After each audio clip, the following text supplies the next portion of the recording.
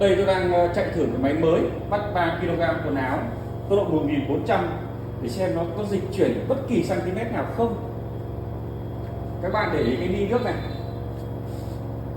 vẫn đứng im, và còn khoảng 30 giây đến 1 phút nữa máy sẽ đạt đến tốc độ tối đa.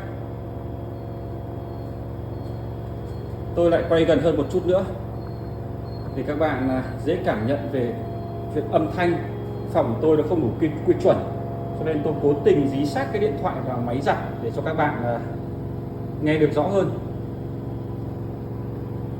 Cái ly nước đứng im như tờ, không di chuyển bất kỳ cm nào. Với cái thời lượng còn khoảng 4 phút như thế này thì đấy, tức là máy nó đang đạt đến cái vận tốc cài đặt là 1400 rồi đấy ạ. Các bạn có nghe thấy tiếng ồn gì không ạ? Im phắc.